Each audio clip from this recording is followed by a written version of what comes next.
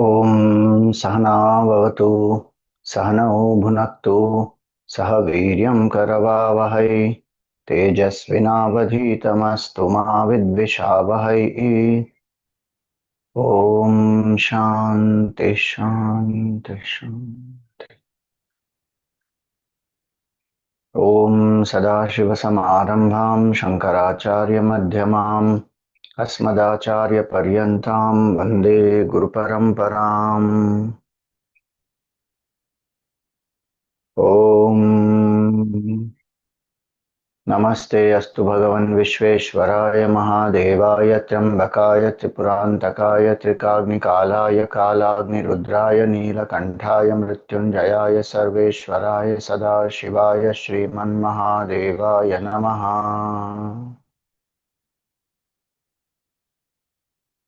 ॐ समस्तजनकल्याणे निरतं करुणामयं नमामि चिन्मयं देवं सद्गुरुं ब्रह्मविद्वरम्। Hari Om, salutations to all.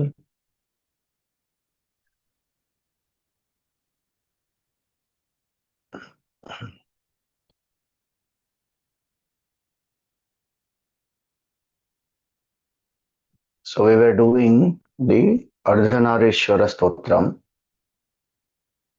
Yesterday we saw the first verse. So the Ardhanarishwara Stotram is to actually explain one aspect very clearly, that Shiva and Shakti both are one.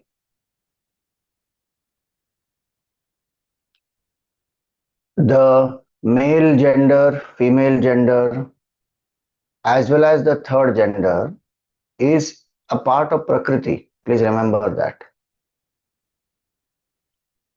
Ardhanarishwara Rupa does not mean the third gender. People interpret it like that, but it is not like that. It is to depict the principle of oneness of Shakti and Shiva. And yesterday we saw that both Shakti by herself and Shiva by himself, they both are beyond gender. In Prakriti, there can be, because of the gunas, so many genders. Third gender is one aspect of it. Consciousness is that which is enlivening, just like the consciousness enlivens the male gender, the female gender, then the third gender also. So we should not think of Ardhanarishwara as the third gender. Ardhanarishwara is the form of Bhagavan, and the form of Bhagavan is depicting a certain principle of oneness. And the reason why this is done is also to be understood well. If one thinks like how today people say, no, I don't believe in God, I believe only in Prakriti, meaning nature. I believe in nature, I don't believe in God. What is nature by itself? If one sees, it is five elements which are inert. All the other things are a combination of that five elements: plants, birds, trees, rivers. That raw material is five elements. That is inert. So we will not be able to explain, and that's why when science has moved, why it has moved from the traditional physics to quantum physics, because they understood the role of consciousness. And today science also accepts that consciousness is the basis of the whole creation. And they are also coming to explain similar things as Vedanta, that it is a projection and it depends on the observer. So the experiments in science are there, you can do, the observer effect is there, the double slit experiment is there, all that is there, you can check. So the point here is that if we say that only nature, then we won't be able to explain life. And this consciousness is not a product of combination of matter in a certain way. That is what people are trying to figure out. You combine the matter in certain quantity, in a certain proportion, in a certain state, life will get created. That will not happen, because anything that is created will get destroyed, and we are not talking about that consciousness which is created. We are talking about consciousness which is unborn, unchanging, imperishable. That is Shiva. So if I believe only in Prakriti, then I am believing actually in Jadavastu. If I believe only in Shiva Tattva, that there is one Shiva Tattva which is transcendental, which is above somewhere. Obvious, it is name, beyond name, form, gender, cannot be described, cannot be made into any form. Then you see sometimes what happens is that fanaticism has led to so much of violence in the world. Why? No, how can you draw? Absolute truth is transcendental as well as immanent. That is what is conveyed by Ardhanarishwara Rupa. That which is infinite is only appearing as this Srishti. Shiva enlivening Prakriti is this whole Srishti. Shiva is the uninvolved, unaffected consciousness. Prakriti is the matter which is enlivened by consciousness. So you see so much of movement, dynamism, creation, sustenance, destruction, all that is going on. So if one understands that Shiva Tattva only is appearing, this Prakriti is a power of Shiva, is not independent of Shiva. And again there, when we say power of Shiva, don't think that male is superior and female is inferior, and how is the female power of male? Get out of that wrong notions. It has nothing to do with male and female here. Shiva is infinite consciousness. Prakriti also is its power, which is infinite. Depiction is there in that way for you and me to understand, that's all. It is same infinite consciousness appearing as the whole Srishti. So we worship everything here, everything and everyone here is divine. That is the philosophy which we have to remember. Ardhanarishwara conveys this beautiful aspect, that the truth is immanent, all pervasive. We say Sarva Vyapi, is in the hearts of all. Every single being is divine. So when we greet, we say Namaste. The divinity in you, the divinity in me is the same, and I bow down to the divinity in you. Such a beautiful expression. And when we understand that I have to transcend beyond this body identification to realize that Shiva Tattva, because that is my true nature. I am not this body. But that is the aspect of Ardhanarishwara, that is the philosophy of Ardhanarishwara, why this is there. So Purusha and Prakriti are one. If we separate them out, we land up in some or the other confusion and chaos. When both are together, then we have the right vision. So this is the deeper vision behind the Ardhanarishwara Rupa of Bhagavan, conveyed through different legends, stories, and people worship. If you have been to Tapon Kutir in Uttarkashi, Taponji Maharaj also used to worship Ardhanarishwara Rupa. I will show you that picture tomorrow. What he used to have. It is still there in Uttarkashi. So a Vedantin, he was such a great Vedantin. Vedantin doesn't disrespect Prakriti. Vedantin doesn't say this is all illusory, I am only Brahman. Doesn't condemn, criticize, or ignore. Understands that this Prakriti is the power of consciousness only, and right now I am identified with Prakriti, so let me go beyond it. With the grace of Prakriti only I can go beyond it, and then Shiva Tattva I can realize.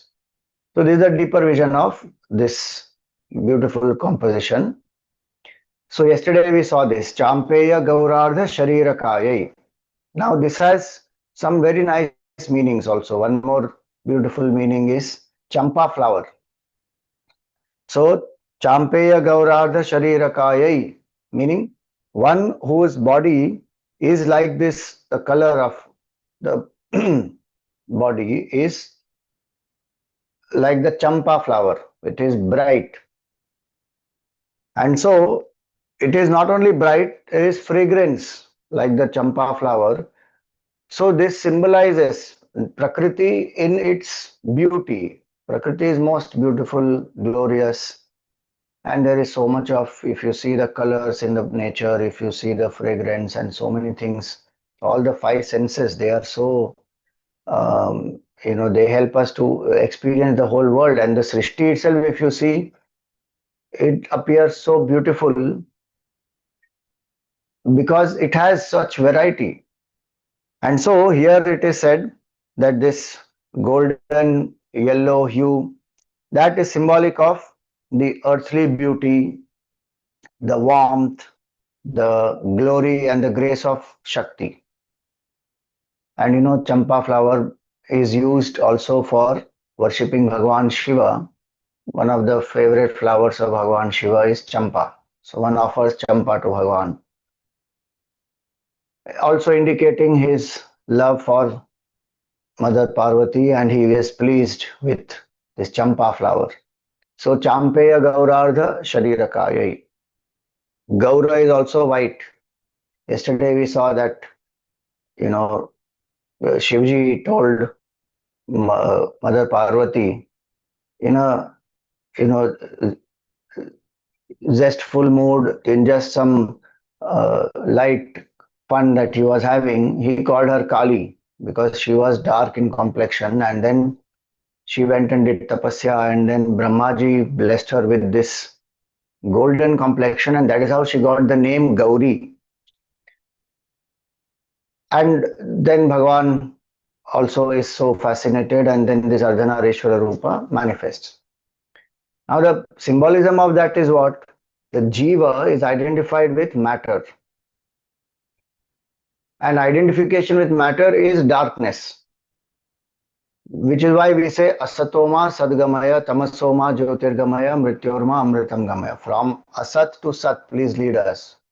From untruth to truth, from darkness to light, from mortality to immortality. That's the movement of the Jiva. Why we are here is to realize that truth. So the color has, in that context, it is not about the physical form. It is about the Jiva's identification. Golden is symbolic there of what? It is symbolic of the brilliance, radiance of that self-knowledge. So a Jiva who does tapasya, who drops, what is the meaning of tapasya? Tapa means to burn, literally burn. Tap, burn. Burn what? Burn our false identification. If I burn the false identification, then what happens? Come to realize the Shiva Tattva. Shiva will unite with Shakti. So it is a symbolic depiction that how Shiva, we forget, identified with this matter. And then the Jiva suffers in the world, goes through so many lives. Nowadays people like to call that dark night of the soul. You see, there also the expression is dark night of the soul. But the dark night, dark color, same. One goes through. Then one realizes and turns inwards. So Champeya Gaurada Sharirakaya means that Jiva who is doing tapasya, one meaning. One meaning is also this, it represents the beauty, splendor, glory of Prakriti. Then the second line says, Karpura Gaurardha Sharirakaya. Camphor. Bhagwan is bright white like camphor. So mother is having golden complexion and Bhagwan is having white complexion. Camphor is, again, what is camphor symbolic of? So camphor is symbolic of subtlety. You see the camphor when we use in Aarti, and even generally if you keep the camphor just like that, it will slowly evaporate and just disappear. So in this context, what is the camphor symbolic of? White color is symbolic of purity. White color is symbolic of detachment. Bhagavan lives in complete detachment. There is beauty, there is detachment. There is earthly glory, and there is the transcendental divine. White color is also symbolic. Yesterday we saw of infinite consciousness of Brahman. So Ardhanarishwara actually presents many verses you will see contrary aspects in unity, not unity in diversity. Two opposites which will be there, they will be fused together. Oneness one will see in that. So generally one will associate earthly beauty, glory with life, birth, death, rebirth, that cycle. And here is complete transcendental, unborn, unchanging, undying, come together. One is complete stillness, Shiva. Other is full motion. Motion meaning dynamism, activity. So stillness and motion going together. Changeness and the changing going together. Sometimes one doesn't understand how this happens, but this is how it is. The creation is like that. Shiva Shakti coming together is like that. So Champeya Gaurardha Sharirakaya Karpura Gaurardha Sharirakaya Dhimillikaya cha Jatadharaya Dhimillikaya cha Jatadharaya. So left part of Ardhanarishwar Bhagwan is the hair which has been very well groomed, symbolic of beauty, symbolic of order, you know. And right side of Bhagwan is just jata, matted hair. So many days it has not been cleaned, washed. Bhagwan is in tapasya. So again, what is the symbolic meaning there? So the jata represents what? It represents renunciation. And yesterday we saw it is tapasya. In this context, we say this left side of Bhagwan represents worldly engagement. Right side of Bhagwan represents renunciation. So again, both these have come together. And don't we see that in our Sanatana Dharma, we have this ashram vyavastha, 4 ashrams. The holistic view of life is that first 50 years pravritti marg, next 50 years nivritti marg, combined. This is in general. If somebody has that much of vairagya, then from brahmacharya one takes sannyas, or from grahastha one takes sannyas. That is possible. And then vanaprastha one takes sannyas. That depends on each one's temperament. But in general, the 4 ashrams of life are meant for this pravritti and nivritti. So this dhimillikaya cha jatadharaya is symbolic of this pravritti and nivritti going together. In this context, how it will go together, we say ki Swamiji, there it is first pravritti, then nivritti. But even there, pravritti is for nivritti. The engagement in the world is with the clarity that I have to attain mukti, so I do my duty in the grahastha, dedicating it to Bhagwan. Then pravritti nivritti is going together. If I do my duty as a grahasthi, then I am doing my duty. But when I do it dedicating it to Bhagwan, then I am purifying the mind, and that is called karma yoga. Now that karma will also have renunciation of selfishness, ego, So it is going together. And the renunciate who has renounced the world also engages in selfless service of the society. Doesn't want anything for oneself. Doing for the benefit one has experienced, share. And in that process, contemplate, be one with the truth, see oneness everywhere. So pravritti nivritti go together in our Sanatana Dharma. It is not, it is in an external view, and we think it is one after the other, but actually it is embedded within each, pravritti and nivritti. So that is this beautiful aspect. Now today we will also see the second verse. This is the second verse.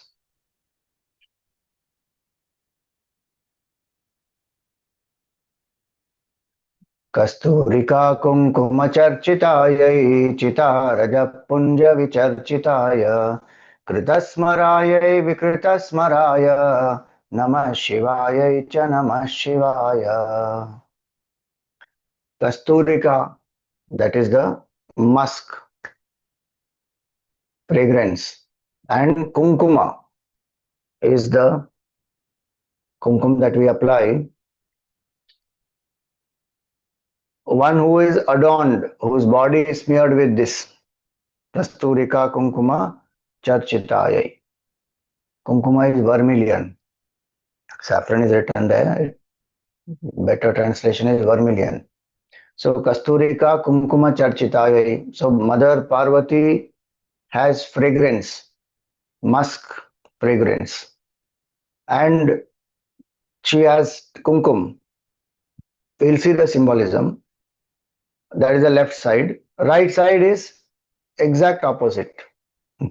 Chitaraja punja vicharchitaya. He has applied, Bhagavan Shiva applies the ash from the cremation ground. Chitaraja punja vicharchitaya.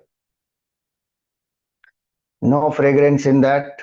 It is symbolic of so much of, as though it is destruction, and people consider it as inauspicious, a dead body, and Bhagavan takes that bhasma and applies on his body.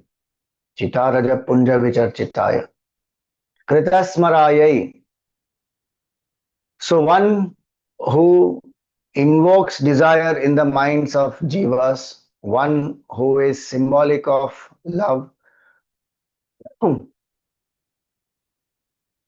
is Mother Parvati. And Vikrita Smarayai. Smara in this context means Kamadev also. Vikrita Smaraya means one who has destroyed Kamadev, is Bhagavan Shiva. And so, again, there is a contradiction here. Invoking love, invoking desire, and living with fulfillment of desires. And other side, Shiva is dropping all desires, burning away Kamadev, rising above the feeling of lust and body identification. So Krita Smarayai, Vikrita Smarayai, Namah Shivaya cha Namah Shivaya. Salutations to Mother Parvati and salutations to Bhagavan Shiva. So, what is the deeper significance here now? Kasturika Kumkuma Chandana Kumkuma Charchitaya. So, musk is, that example of Kasturi is also given in Vedanta for another reason. That this musk, it feels that there is some fragrance somewhere, and it keeps on chasing and it can't find. Goes on running here and there everywhere because it smells nice fragrance is there, and searching, can't find. Why? It is coming from itself only. It doesn't know that. When we are identified with Prakriti, we think happiness is outside.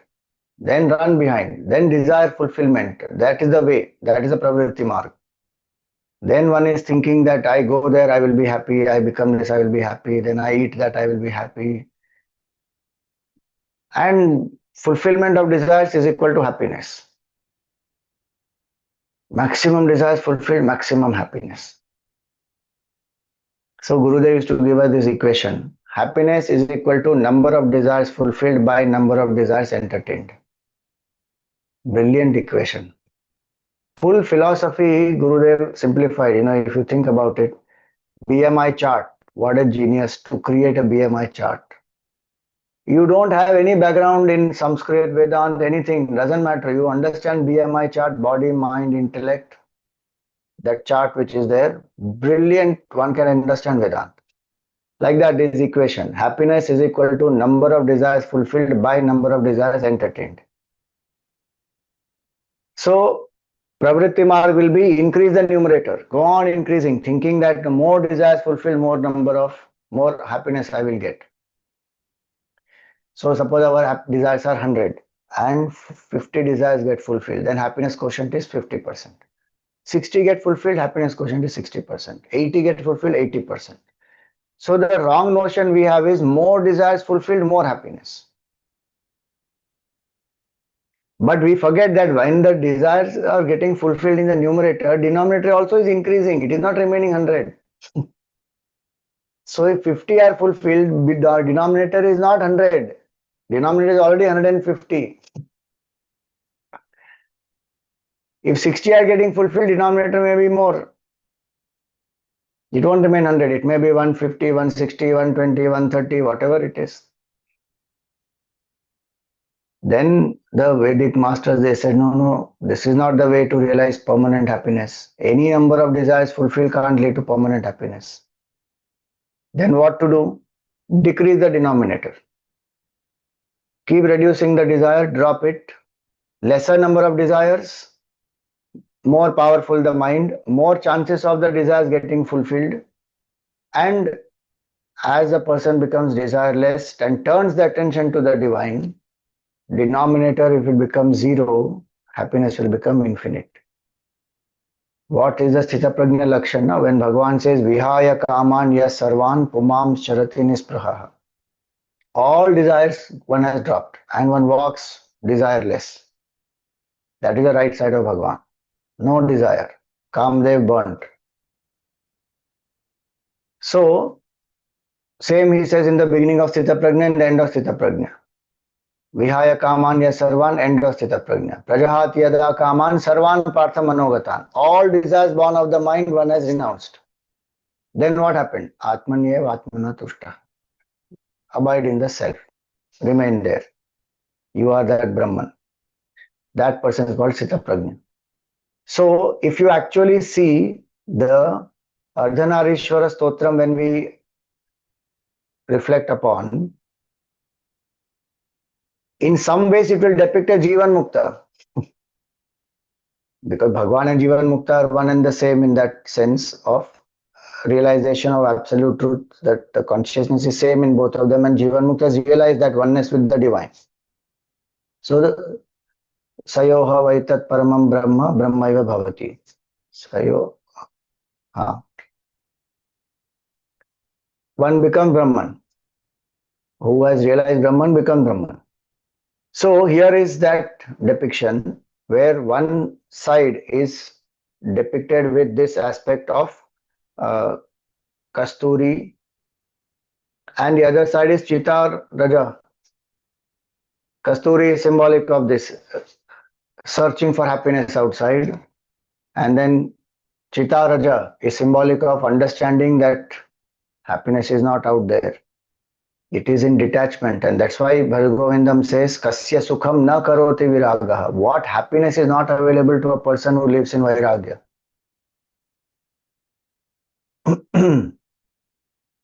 Suramandira Mula Nivasa Shayya Bhutalam Ajinam Vasaha Sarva Parigraha Bhoga Tyagaha Kasya Sukham na karoti viragaha. What happiness is not available to a person who lives in Vairagya? No dependency on anything, anyone. Full detachment. That bhasma is symbolic of that. All my attachments have got destroyed. It is not necessary only the body has got destroyed. Body identification gone, all attachments burnt. Think about it, even one attachment if we get out of, how much one feels happy. Shravan month, you are getting up in the morning, attending this session. Attachment to sleep, if you had, you would not attend. Attachment is not there, got up, doing sadhana, meditating on Bhagavan, how blissful. One attachment goes to sleep, think about it. Like that, so many attachments we have. If all of them get burnt, we will realize happiness is our nature. So that is the meaning of Kasturi, and then Kumkuma is also symbol of that. Kasturi, as I said, is fragrance. Kumkuma is symbol of auspiciousness, fertility, Saubhagya, all that. And Chita Raja Bhasma. So when one applies Bhasma, then one should remember that this body will perish. It came from one drop of water, it will land up in one pot of ash. That is the journey of this body. Gurudev used to say this, and he got so much of vairagya because of that. When he was reflecting like that, flesh and life are gone, flesh and life are gone. His friend, he is holding his friend's asthi, Narendra Shroff, and he is traveling from Delhi to Rishikesh to offer the asthi. Full 6 hours journey, he was sitting with that and he's thinking, my friend is here now in this pot. What happened? From one drop of water to one pot of ash. If this is journey of life, and how much one will cater to this body? Full vairagya he got. Reflecting on the temporary nature of life, perishable nature, and in fact, it is not even perishable, it is perishing now, right now, every moment, kshanam, every moment, destruction is happening. So, if one understands that, then Chitaraja Bhasma, one applies on the Bhagavan applies on the full body, Chitaraja Bhasma. So, that is symbolic of this complete detachment, no attachment.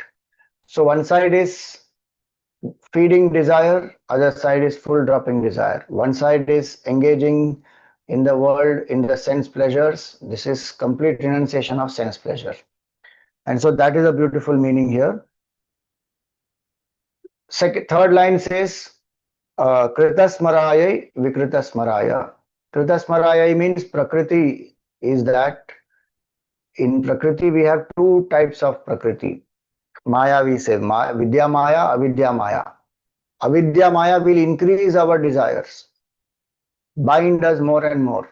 And Vidya Maya will help us to get out of desire through satsang. So here is Prakriti in this context, one which increases desire, desire for sattvic, rajasic, tamasic, all.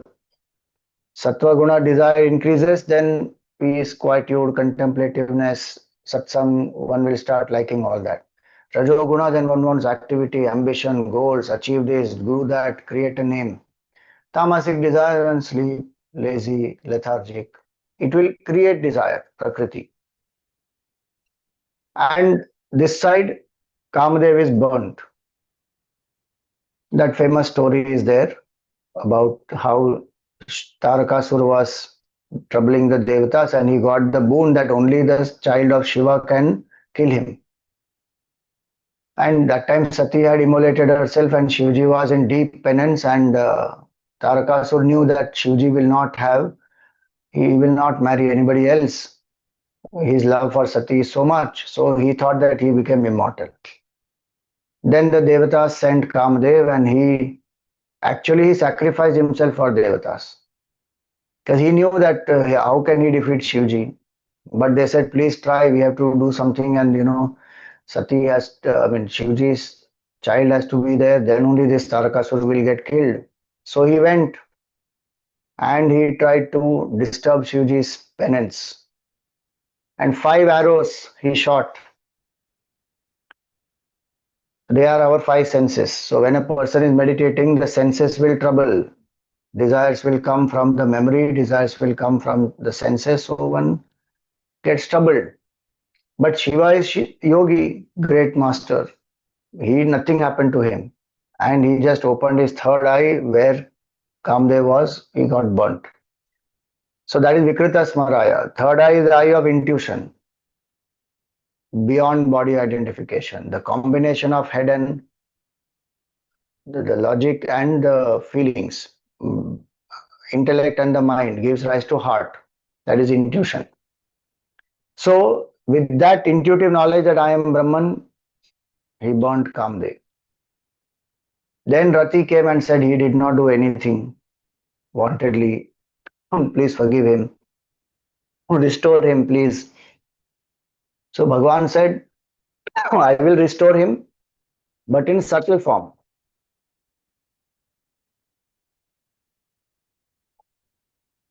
I will restore him in the subtle form.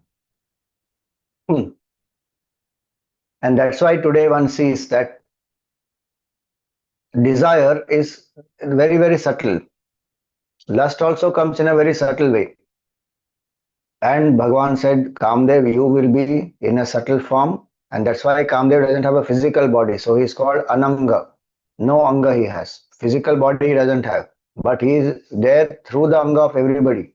He is there in the desire and Anga of everybody. So that is the Kama Dahana Leela that Bhagavan did. And Bhagavan, and if you see in our Sanatan Dharma, we actually celebrate and we worship Kamadev. On Vasanta Panchami, who is supposed to be worshipped is actually Kamadev. We worship Mother Saraswati also, but if you see the Shastra, Kamadev is worshipped actually on Vasanta Panchami. Because for creation to go on and for Devatas to be protected, Kamadev sacrificed himself. And so one recognizes that and also understands that Kama also has to be sublimated and one has to rise above it, and that's why one seeks the grace of Bhagavan Shiva. So this is the beautiful meaning of the second verse, and now we will meditate on the form.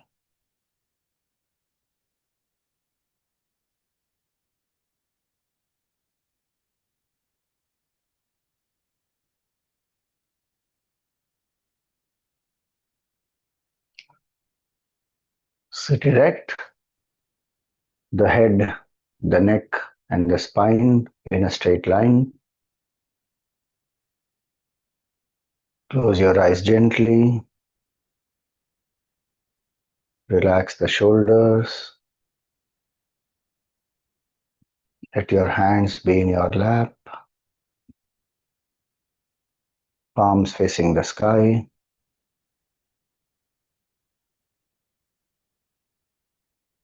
Come to a comfortable posture without any strain in any part of the body.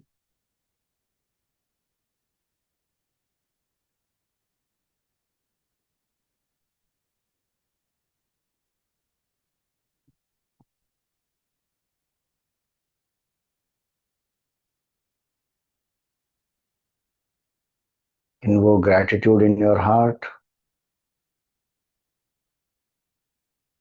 Thank Bhagavan for all the opportunities you have in life,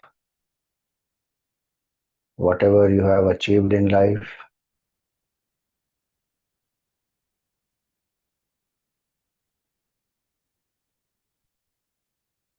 Be grateful for all the blessings that you have in life.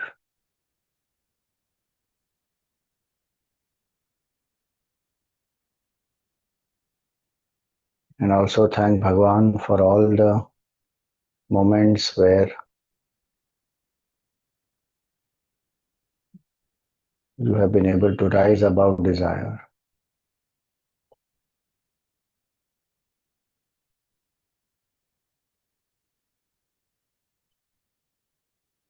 Moments of sadhana and satsang.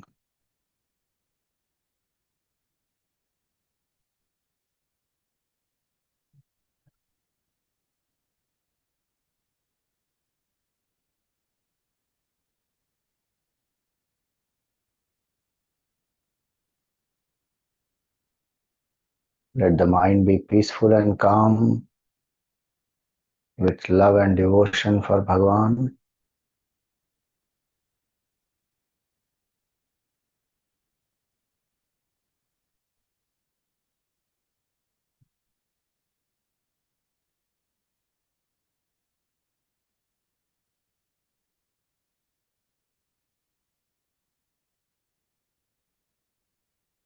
Suggest to the mind that for the next 25 minutes I am steady and still without any movements.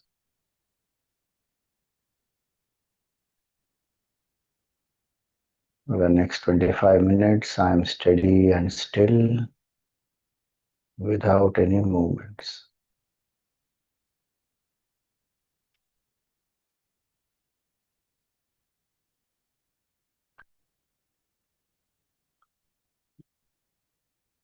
I am alert, awake, and quiet. I am alert, awake, and quiet.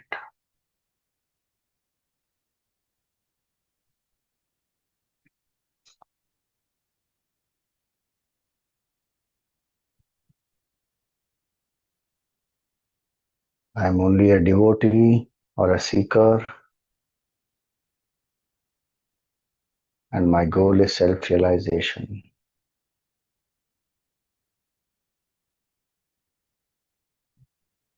I am only a devotee or a seeker. My goal is self realization.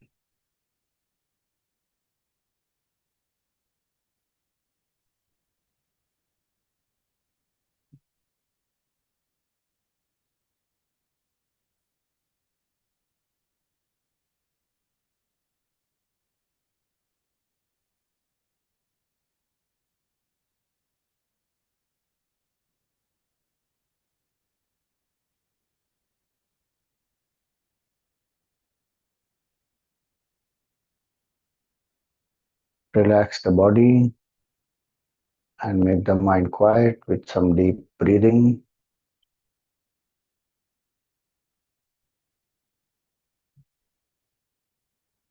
Slow, steady, and deep breathing.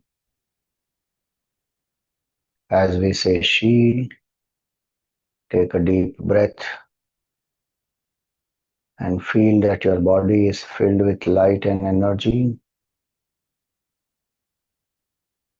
And as we say Va, exhale, let go of any stress or strain. Both should be done slowly, steadily. Exhale all the air.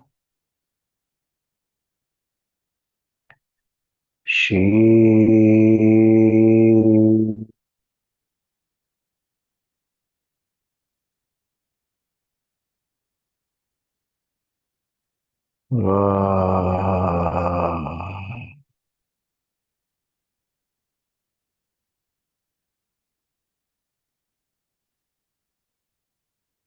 She.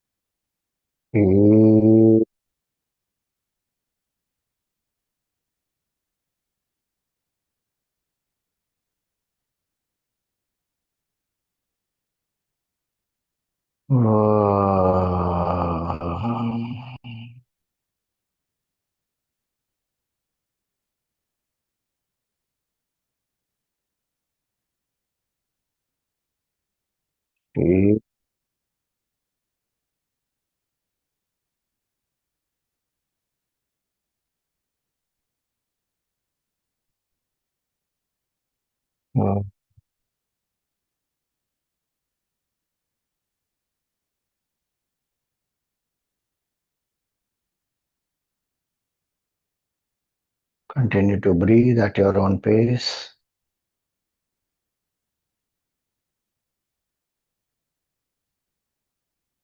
Let it be slow, steady, and deep.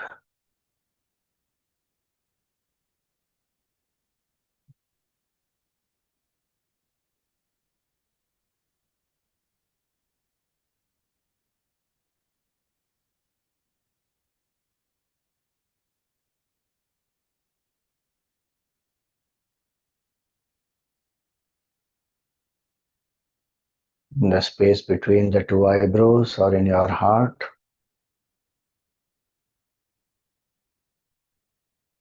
invoke the form of your Sadguru or Bhagavan.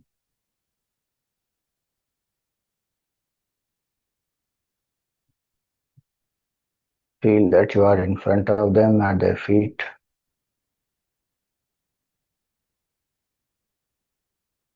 With gratitude, offer flowers at their feet.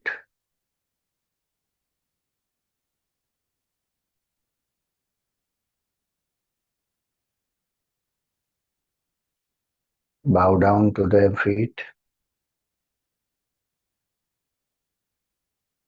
and invoke their grace and blessings.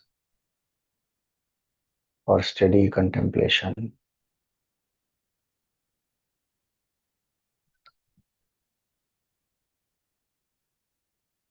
Repose the form of the Sadguru back into your heart. In that same space between the two eyebrows or in your heart, in the white circle, invoke the most auspicious form of Bhagavan Ardhanarishwara.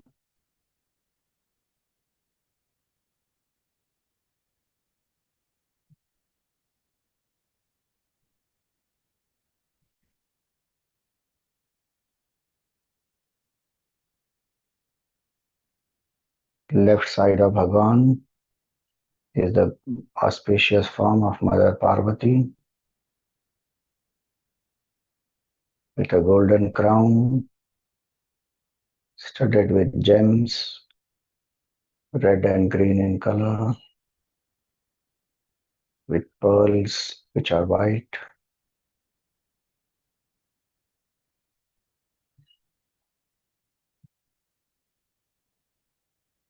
On the forehead is a kumkum, is a red dot of vermilion. Her hair are beautifully groomed. The ears are studded with earrings, diamond earrings.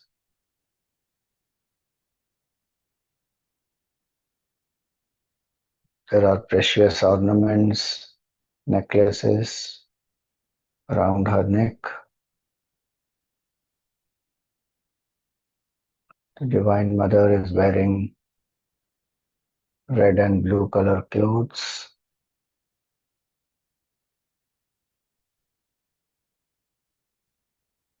There is a garland of flowers around her neck.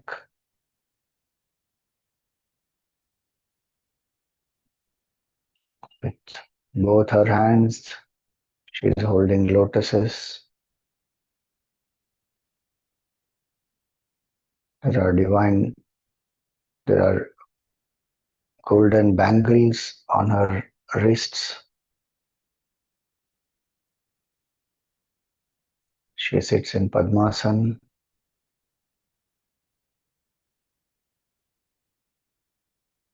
On her left side is her Vahan, which is a tiger.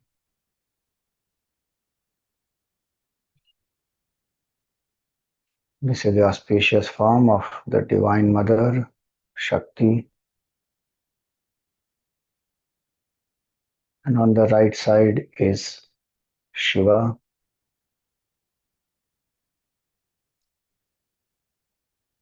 with long black, dark, matted hair, with a crescent moon, third eye on the forehead, with bhasma.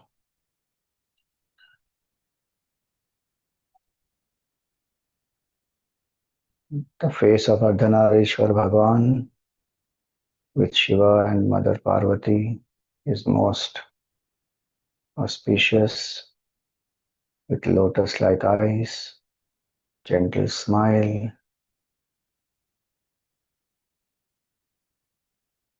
Bhagavan also has, as Shiva, some earrings, snake, Rudrakshamala, and garland adorns his neck.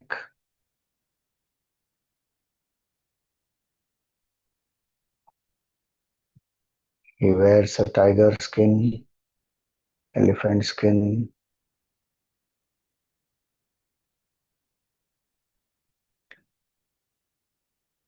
He is having Trishul and a Damaru in one hand, Jnana Mudra in the other hand.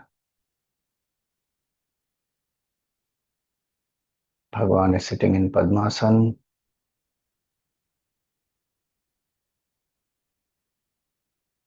There is a Nandi on his right side.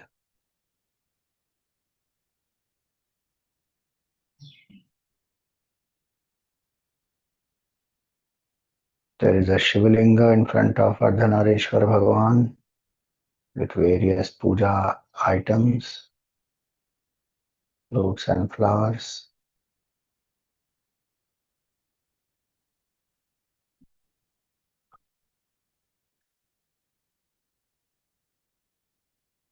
Feel that you are in front of Bhagavan. You are taking a glass full of milk, doing Abhisheka of the Shivalinga in front of Bhagavan.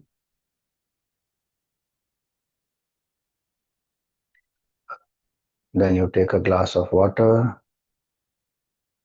You pour that water on the Shivalinga.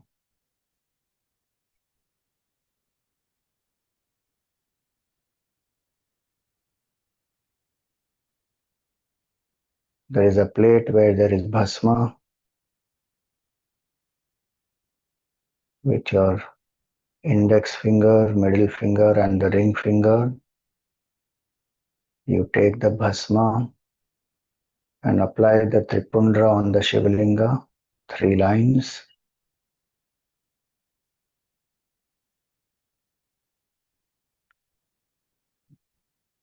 In the middle line, in the center, you apply some chandan, apply some kumkum,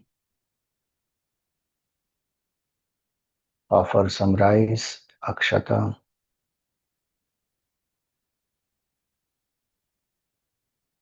offer bilva patra to Bhagavan, and offer a garland.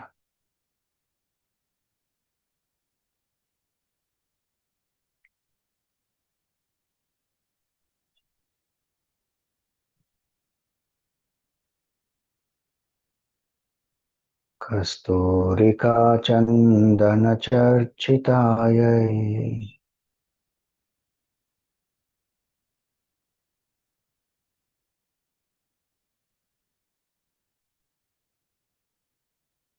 Chitarajak punja vicharchitaya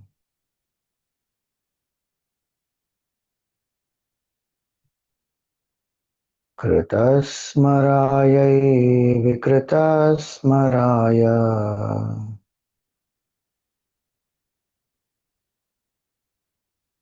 Namah Shivayai cha Namah Shivaya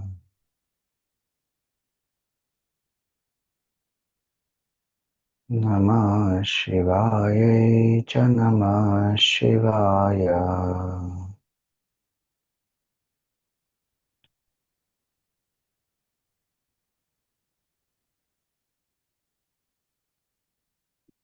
Keeping this auspicious form in the mind, we do the japa.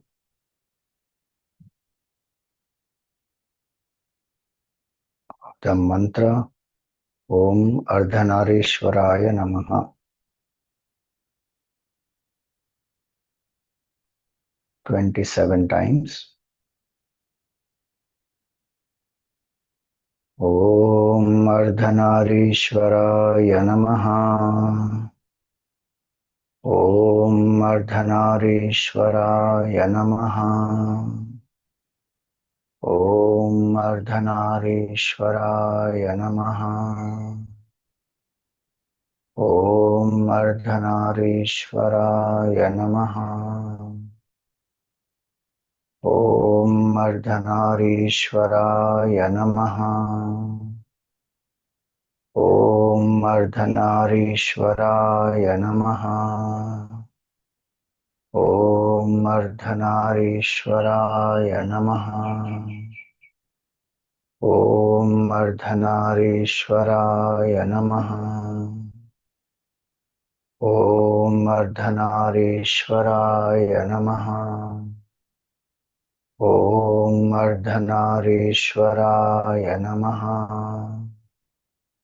Om Ardhanarishwaraya Namaha. Om Ardhanarishwaraya Namaha. Om Ardhanarishwaraya Namaha. ॐ अर्धनारीश्वराय नमः। ॐ अर्धनारीश्वराय नमः। ॐ अर्धनारीश्वराय नमः। ॐ अर्धनारीश्वराय नमः। ॐ अर्धनारीश्वराय नमः। ॐ अर्धनारीश्वराय नमः। ॐ अर्धनारीश्वराय नमः। ॐ अर्धनारीश्वराय नमः। ॐ अर्धनारीश्वराय नमः। ॐ अर्धनारीश्वराय नमः।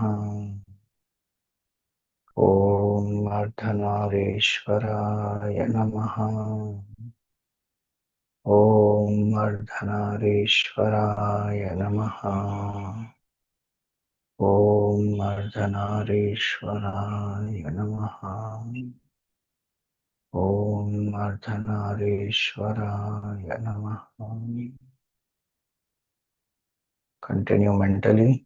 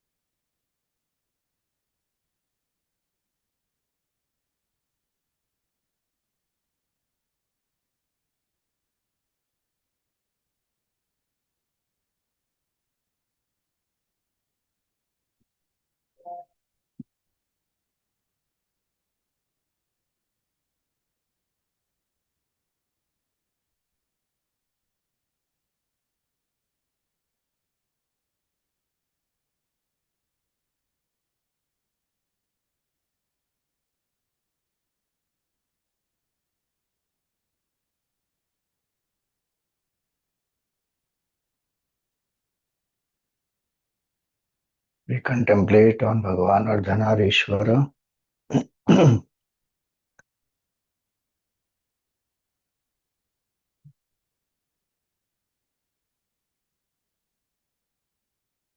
When we live in the world, may we live with dynamism,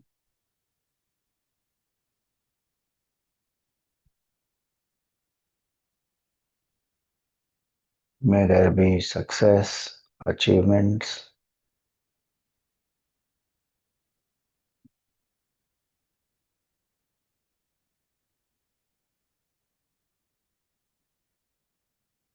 may there be beauty, harmony, order.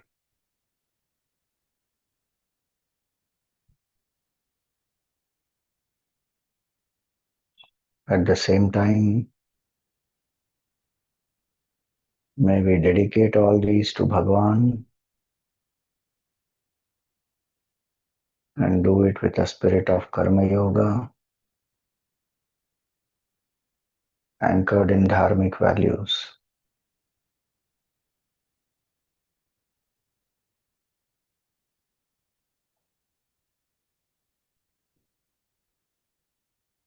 May we not blindly chase happiness in the world.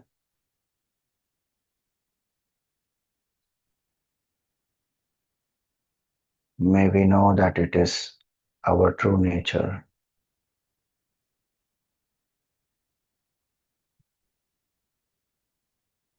May we enjoy the pleasures in the world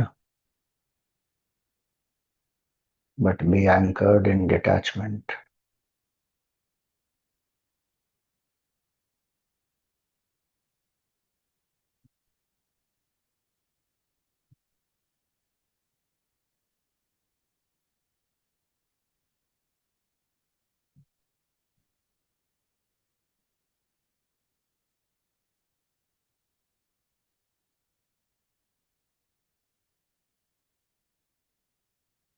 May there be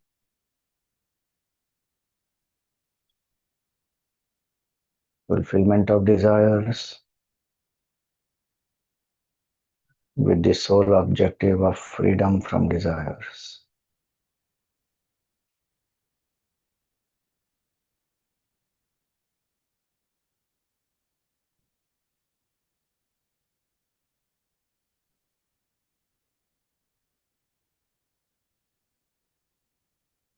This body is a great tool for sadhana to serve others, to experience the temporary nature of life.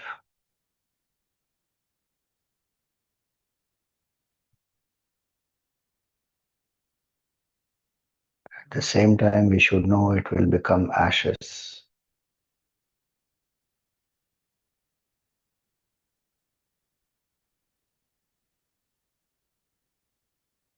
May Bhagwan Ardhanarishwara bless us with vairagya and anchored in it, may we live in the world doing our duties, experiencing the pleasures of life.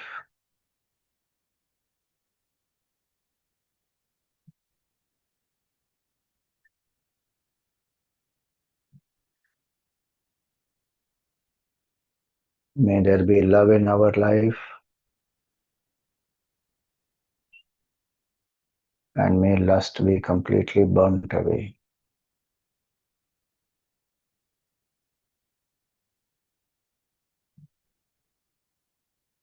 Love is about others.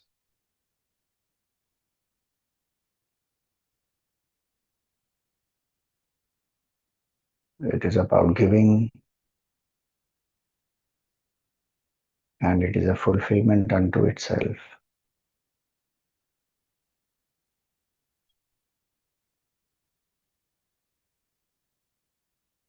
It is beyond the body.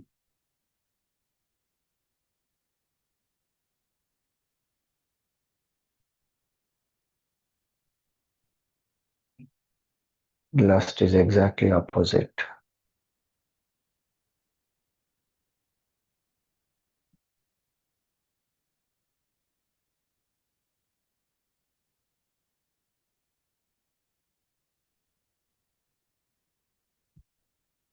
May Bhagwan Ardhanarishwara help us to anchor in love and drop all lust from our mind.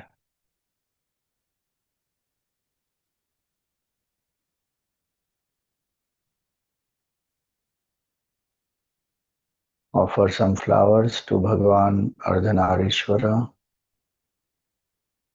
Offer some flowers to the Shivalinga.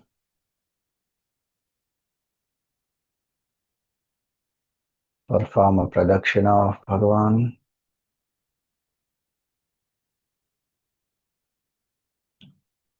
Come to prostrate in front of Bhagwan.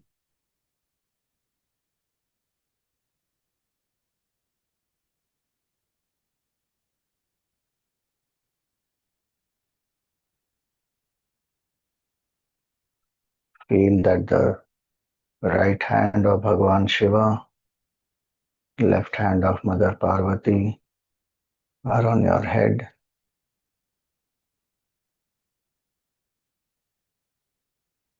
and their grace pervades your being.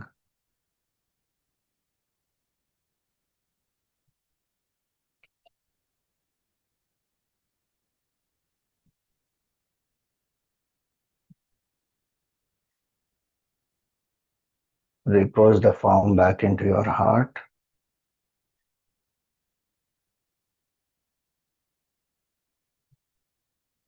Be aware of your breath. Be aware of your body.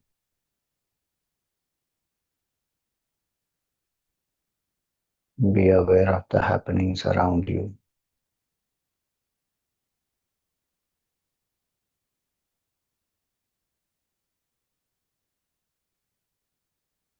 We pray for everyone's well-being.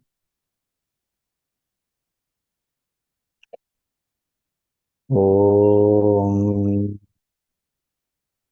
सर्वे भवन्तु सुखिनः सर्वे सन्तु निरामयाः सर्वे भद्राणि पश्यन्तु मा कश्चित् दुःखभाग् भवेत् ॐ असतो मा सद्गमय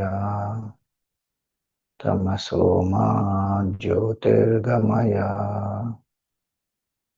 मृत्योर्मा अमृतं गमय ॐ पूर्णमद पूर्णमिदं पूर्णात् पूर्णमुदच्यते पूर्णस्य पूर्णमादाय पूर्णमेवावशिष्यते ॐ शान्ति शान्ति शान्ति हरिः ओम् श्रीगुरुभ्यो नमः हरिः ओम् Rub your palms, place them on the face, gently open the eyes.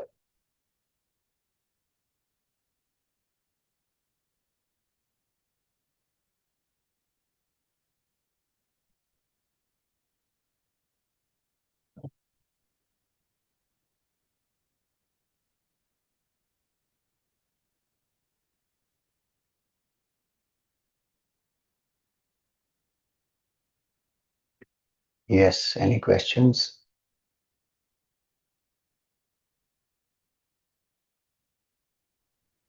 Swamiji, Hari Om Neha here. Yes. Yesterday, while explaining, you had said Kailash and then you immediately changed it to Kailasa. So, how do we actually pronounce? It is Kailas. Sa. Lasati, yeah, sir. Lasati means to shine. Okay, Right? okay, So Kailas is the place where Bhagwan shines in his glory. Yeah. okay, okay. And second thing, Swamiji, in this Ardhanarishwara Stotra that we are chanting, in the third line of the first thing, it is Dhamilla or Dhimilla? Dhimillikaye. Dimillikaya. Okay, okay. Thank you, Swamiji. Hari Om. Hari Om.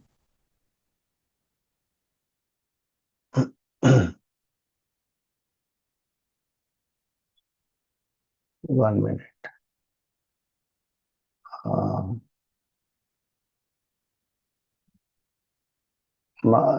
I stand corrected. It is Dhamillikaye, not Dhimillikaye. Dhamillikaye cha Jatadharaya. Yes, Vidhuji. Hari Om Swamiji. Swamiji, I wanted to understand what is the significance of Nag Devta on Shivji. I mean, today is Nag Panchami. Also, if you can share what is the significance of Nag Panchami. Hari Om. So, serpent, we always consider that as a form of energy. In Yoga Shastra, Kundalini is depicted as a serpent. And Nag worship happened with Naga Panchami. We worship Nagas. Nagas have a lot of role to play in the Srishti itself. Amrit Manthan, if you see the Vasuki Sarpa, is the one who is on the neck of Bhagavan Shiva. And that Vasuki is sent by Bhagavan because you think about it, he is being pulled from both the sides, head also, tail also. completely stretched. And so that sacrifice he does for that Amrit to come out, and that is being consumed by the Devatas, he is not getting anything out of it. So Naga on the neck of Bhagwan Shiva has different symbolisms. One symbolism is complete selflessness and sacrifice for the higher purpose. Second is, as I said, Naga is energy. And what energy? It can be both energies. Selfish, selfless in the world, energies are both there. But when will that Kundalini rise? When there is sadhana, when there is selflessness, then that power will rise. Till then it is there. It is a serpent. It will be coiled and it will remain. Third, Naga on the neck also is symbolic of the time.